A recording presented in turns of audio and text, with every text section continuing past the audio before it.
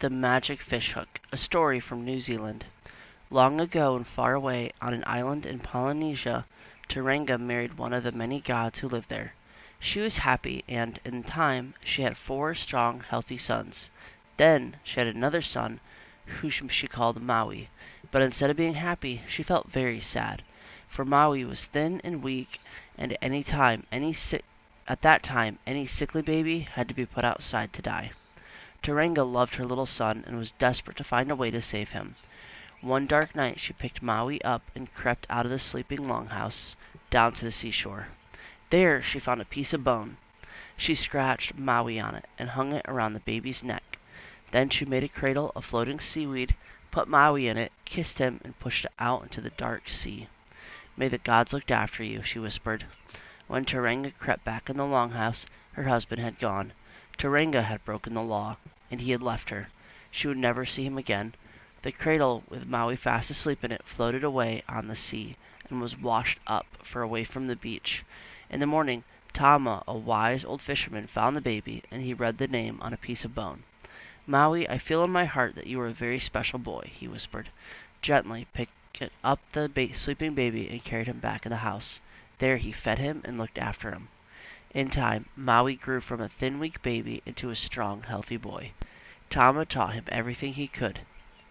He taught him how to fish, how to understand the language of birds and animals, and even how to know what other people were thinking. When Maui was 12 years old, Tama said, "My dear boy, it's time you went on to live with your own family." Sadly, Maui said goodbye to the kind old man and set off on his journey. At last he came to his longhouse. His mother saw the piece of bone around his neck, and knew at once that this was her son. She hugged him and kissed him, laughing with joy. "The gods have sent you back to me," she cried, taking Maui into the longhouse. But Maui's 4 brothers weren't so pleased to see him. After a few days, they grew jealous of Maui. "Our mother loves that brat more than us," they muttered. Let us find a way to make her think he's a spoiled, lazy boy." Secretly whispering together, they made a plan to go fishing very early next morning, and when they came back they would tell their mother that Maui was too lazy to go with them. Maui knew what they were thinking and made his own plan. He got up before dawn the next morning and crept down to the seashore. There he hid in his brother's fishing canoe, covered himself with nets. His brothers came at dawn and paddled the canoe at sea. Maui heard one of them say, "Maui's still asleep. Now our mother will know how lazy he is." Maui sat up. "I'm not lazy," he laughed. The brothers were very angry that he was in their canoe, but there was nothing that they could do about it. They began to fish and fished for hours, but they caught nothing.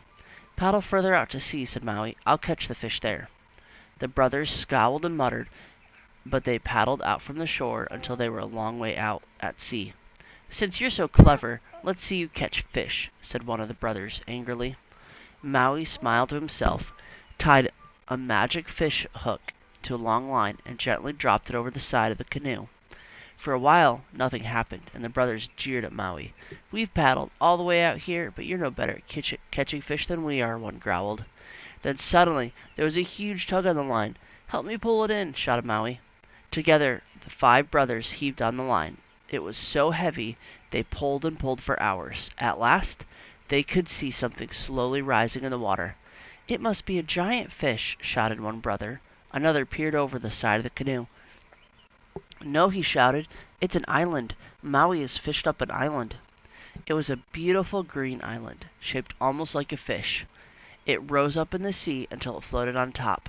The 4 brothers jumped onto it, shouting at each other, "This part's mine. I'm the eldest. I should have the biggest piece. No, this piece is mine. I got here first. I'm going to have that part." Then they started fighting and battering the island, throwing up mountains and gouging out valleys. Suddenly there was a crackling thunder and the island split in 2. The 4 brothers were so scared at what they had done, they jumped into their canoe and paddled away back to their home. Maui watched them go and smiled. He had made a new land where his people could live. It's called New Zealand.